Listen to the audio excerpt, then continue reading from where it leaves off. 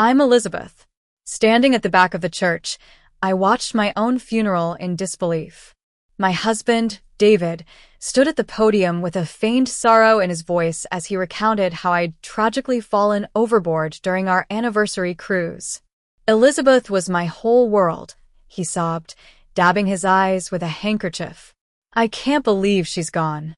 In the front row, my so-called best friend, Lily, sat with her head bowed, looking the part of the mourning friend. Her designer dress was undoubtedly bought with the money from my diving school. Little did they know that in just a few minutes, their well-rehearsed act would be shattered by my unexpected appearance. 2 weeks ago, David had tried to end my life. Let me take you back to the beginning. I come from a family of sailors. My parents, Jack and Rose, were passionate about the sea. Dad was a tough but fair man, always teaching me the ropes of sailing and diving from a young age. Mom was gentle and kind, but she also had a strong will. They instilled in me a love for the ocean that led me to open my own diving school. David, on the other hand, came from a middle-class family. His parents were more focused on a stable, corporate life. He worked a middle management job, but my diving school brought in far more income. He always belittled my work, saying it was just a hobby. The cruise was David's idea. He said our 10-year marriage deserved something special and showed me a brochure for a luxury Caribbean cruise. I should have been suspicious when he insisted on booking it himself and suddenly became overly interested in my life insurance policy. Around that time, Lily started visiting more often, looking sympathetic and having long private chats with David. I was too busy with my diving school. I had just signed a contract to expand to 3 new locations, but I didn't tell David. I wanted it to be a surprise. The first few days of the cruise were idyllic. David was attentive and loving, just like in the early days of our marriage. We had dinners under the stars and walked on the deck at sunset. But then came that fateful night. I was in our cabin, about to go to bed, when I noticed a faint residue on the rim of my water glass.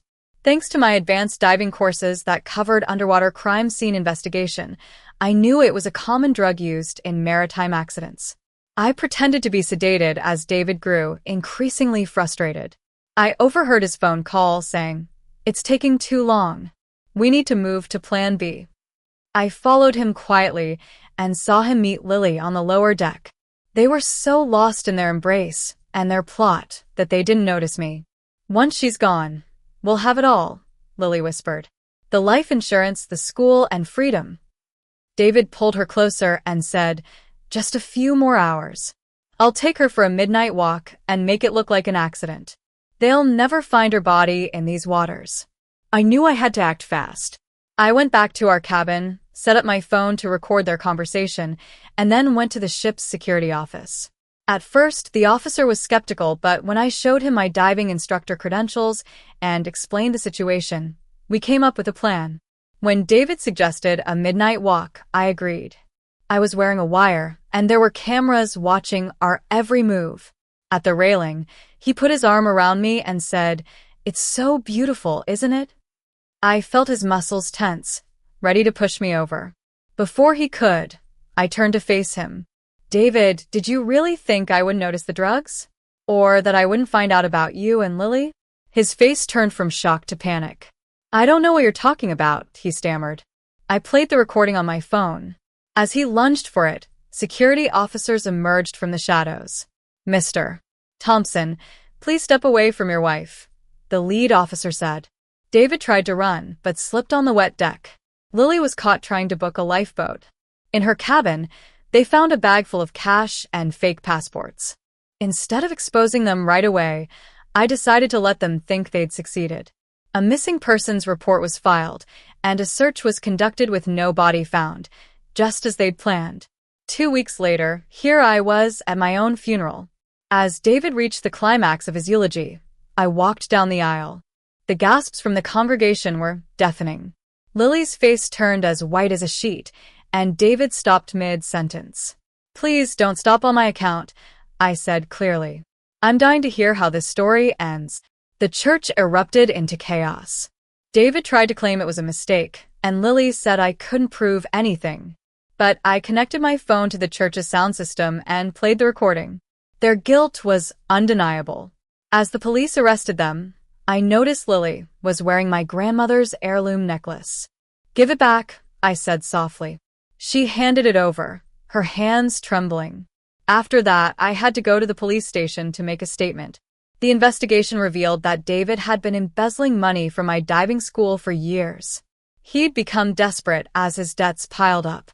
At the preliminary hearing, Lily's lawyer offered a deal. She would testify against David for a lighter sentence and claimed she was sorry.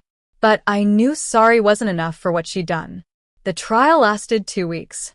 In the end, David was sentenced to 20 years for attempted murder, conspiracy, and grand theft, and Lily got 8 years for her part in the plot.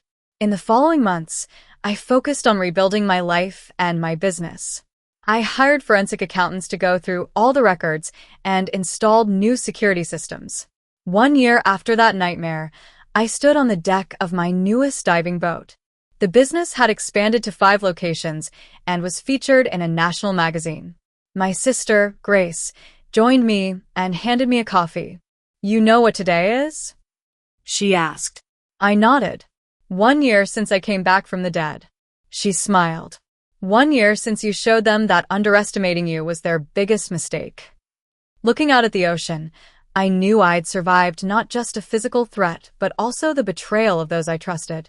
I was stronger and wiser, ready to write my own story without anyone underestimating me ever again.